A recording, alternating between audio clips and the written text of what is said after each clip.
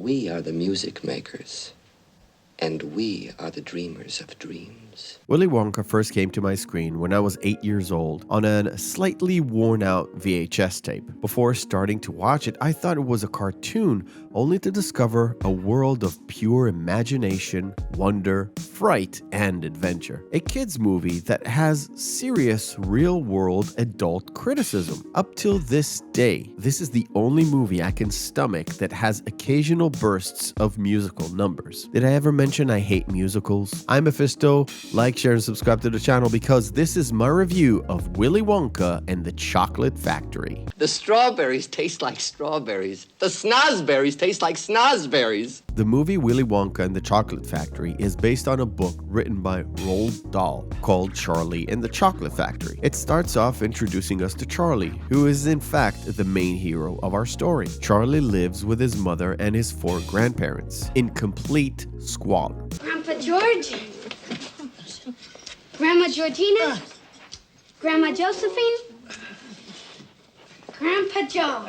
Charlie's father is deceased, which is a change from the book in which he lives and works at a local factory. Charlie works at a paper route to help his mother with the house bills. Things change as the world-famous Willy Wonka decides to open up his chocolate factory for 5 kids for a visit. In order to do so, he hides 5 golden tickets in his products in order to randomly select 5 children from around the world. Hidden among the countless billions of Wonka bars are 5 gold tickets. This starts a worldwide frenzy in which we see loads of people wanting to have a chance to get inside at the most fantastic, mysterious factory that produces tasty chocolate, but seemingly no one goes in or out. Why do you lock it? Because all the other chocolate makers in the world were sending in spies. One by one, tickets are being found around the world, mostly by chance and some because of wealth and the ability to buy enough chocolate in order to increase their chances. Eventually, all 5 tickets were found, and Charlie is lost. He really wanted to get a chance to get in, not only to see the wondrous place, but also to get a year's supplies of chocolate. A few days later, Charlie finds out that the last golden ticket that was found was a complete hoax. Randomly, he also finds a coin in the gutter, and instead of bringing it back home, he buys a chocolate bar and he finds himself a golden ticket.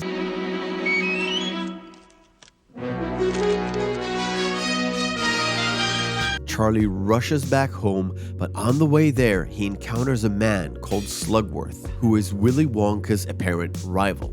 He offers Charlie a proposal. He wants a sample of the everlasting gum stopper, a new invention that Wonka is working on, and he will compensate Charlie and his family. Your reward will be 10,000 of these. Think it over, will you? The special day arrives, and the kids are granted entrance with one family member, and immediately they see why this factory is so special and unique. They are treated to a room where they can eat anything, everything. A room that is full of invention, a room that can send chocolate bars from the factory to your TV, and more. Along the way, we get to hear glimpses of Wonka's story and his way of thinking. A little nonsense now and then is relished by the wisest men. He also introduces the kids to the everlasting gum stopper, which captures their imagination. You can suck them and suck them and suck them, and they'll never get any smaller. In every special room, we lose one kid to something in the room. Augustus Gloop to the River of Chocolate, Violet to the Invention Room and the Gum to End All Gums, Faruka to the Golden Egg Room, and Mike TV to the TV Room. The only one who's left is Charlie, although he also had a near-death experience. At the end of the tour, when things look kind of bleak that Willy Wonka's hospitality was tested to the limit, Charlie does the right thing and wins everything. So shines a good deed in a weary world. To start us off, I have to say that if you don't know the works of Gene Wilder and this is your first time encountering this actor, you are in for a treat. This was a tour de force of acting at the highest degree. Wilder moves from pure comedy to sarcasm to drama and anger, and you are convinced that he really is Willy Wonka, the eccentric owner of this weird factory that houses the dwarves from another land that nobody has heard of.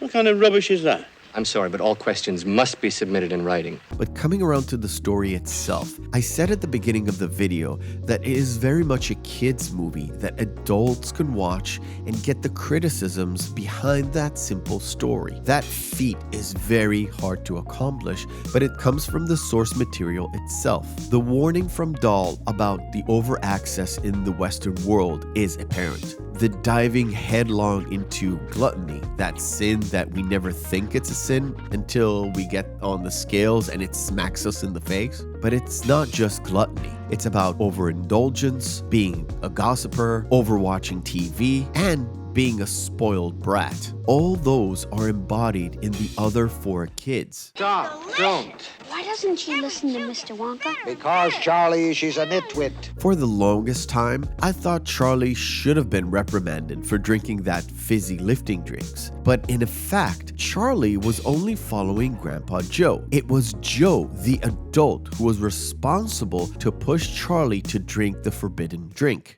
Let's take a drink, Charlie. Nobody's watching. Yeah. A small one won't hurt us.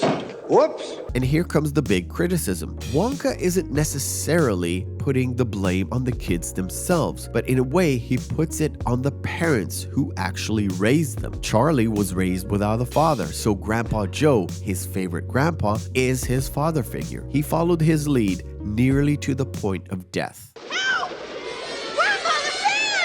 I want to discuss something else, the musical numbers. The movie isn't a musical per se. The musical numbers don't act as points in where the story progresses, but they are sort of stop moments from scene to scene and from place to place. It happens less when we are on the outside world and more inside the factory as we move from room to room. Always goes wrong when we come to the dessert.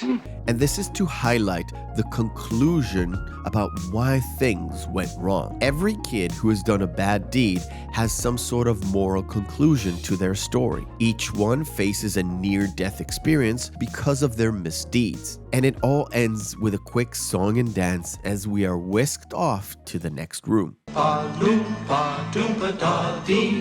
If you are wise, you'll listen to me. But there's one scene that is out of that loop, and that scene surprises everyone who watches it for the very first time. The boat scene. Is it raining? Is it snowing?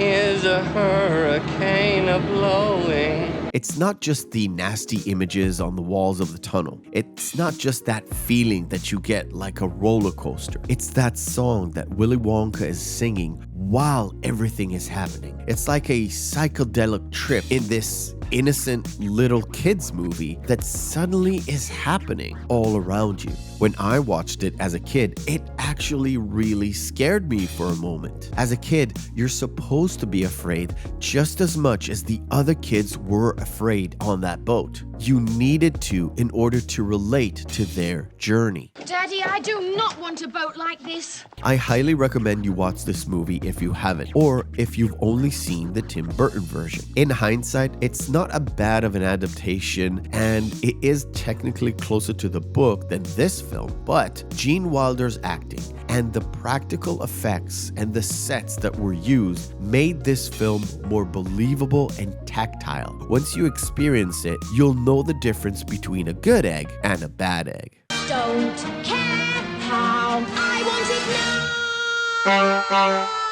I thank you for watching. If you enjoyed this review, smash that like button to help me out to beat that algorithm. Check out other reviews that I've done in the past, or check out our live Saturday show where we cover all sorts of amazing movies. And remember, hope is a good thing, maybe even the best of things, and no good thing ever dies.